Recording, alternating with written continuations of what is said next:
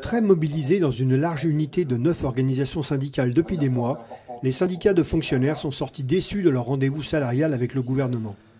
Les fédérations CGT de fonctionnaires tenaient un point de presse, notamment sur ce sujet, ce 19 juin. L'ensemble des syndicats, je veux insister là-dessus, ont donc porté la revendication centrale et l'attente des personnels de la fonction publique, en particulier sur la question de la valeur du point d'indice. Donc le gouvernement nous a confirmé hier que nous allons vers une année supplémentaire de gel sur l'année 2019. Ce qui nous a conduit à dire que ça programme réellement une nouvelle baisse de pouvoir d'achat des agents de la fonction publique. Il y a eu quelques autres annonces sur les sujets périphériques, sur le compte épargne-temps.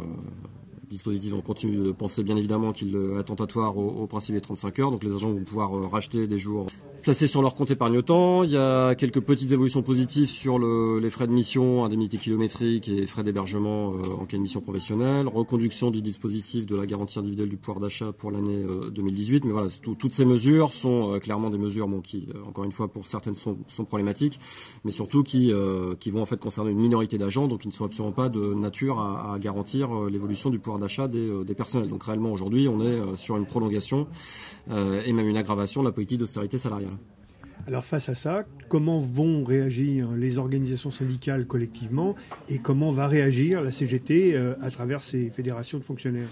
Donc face à ça, on a une réunion unitaire début juillet. Nous, on va s'appuyer sur ce qui est très majoritairement exprimé par les personnels, à savoir que cette politique n'est pas acceptable et que notre travail doit être reconnu parce que d'abord nous rendons des missions importantes pour la cohésion sociale et que par ailleurs la fonction publique elle est créatrice de richesse et qu'elle est un atout pour la nation. Donc nous n'acceptons évidemment pas cette situation. Nous sommes déterminés à continuer à nous battre. Donc la CGT va examiner avec les autres organisations syndicales quelles sont les suites qui doivent être données à ce processus et on prendra les décisions nécessaires pour travailler à la mobilisation, même si effectivement la période est sans doute compliquée aujourd'hui face à ce gouvernement extrêmement autoritaire qui cherche à nous décourager. Le message qu'on va envoyer, c'est un message d'espoir et de combativité. Il ne faut surtout pas baisser la tête face à ce gouvernement et le seul moyen de le faire reculer, c'est de construire la mobilisation.